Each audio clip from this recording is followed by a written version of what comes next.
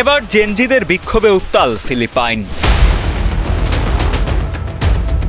দুর্নীতির অভিযোগে আমজনতার বিক্ষোভে রণক্ষেত্রে পরিণত রাজধানী ম্যানিলা, চলছে ব্যাপক ধরপাকড়। বন্যা নিয়ন্ত্রণ প্রকল্পে প্রায় 1 ট্রিলিয়ন পেসো আত্মসাতের অভিযোগকে ঘিরেই মূলত রাজপথে নেমে এসেছেন হাজারো মানুষ। ম্যানিলার এই বিক্ষোভটি এমন একদিনে হয় যেদিন 1972 সালের তৎকালীন স্বৈরশাসক ফার্দিনান্দ মার্কোস সিনিয়রের সামরিক আইন জারির বার্ষিকী পালিত হচ্ছে। ফিলিপাইনের ইতিহাসে সামরিক শাসনের সেই সময়টি ছিল অত্যন্ত অন্ধকারাচ্ছন্ন এক অধ্যায়, যা মানবাধিকার লঙ্ঘনের জন্য কুখ্যাত।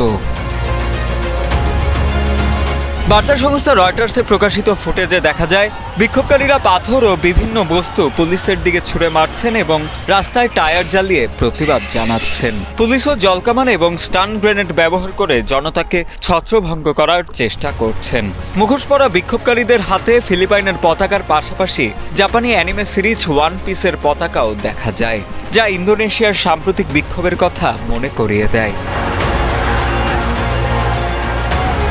পুলিশের দেয়া তথ্য অনুযায়ী সংঘর্ষে আহত হয়েছেন কয়েক ডজন বিক্ষোভকারী।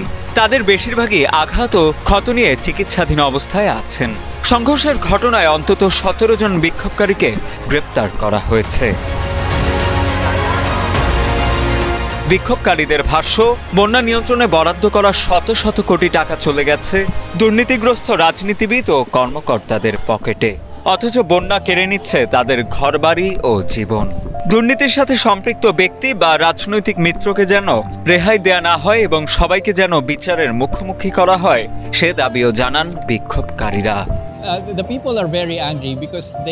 মানুষ খুবই ক্ষুব্ধ, কারণ বছরের পর বছর ধরে বন্যার্তরা মারাত্মক দুর্ভোগ পোহাচ্ছে, অথচ তারা যখন জানতে পারল যে তাদের সাহায্য এবং বন্যার সমস্যা সমাধানের জন্য বরাদ্দকৃত শত শত কোটি পেসোর দুর্নীতিগ্রস্ত রাজনীতিবিদ, সরকারি কর্মকর্তা ও ঠিকাদারদের পকেটে চলে গেছে, তখন তারা আর চুপ থাকতে পারছে না।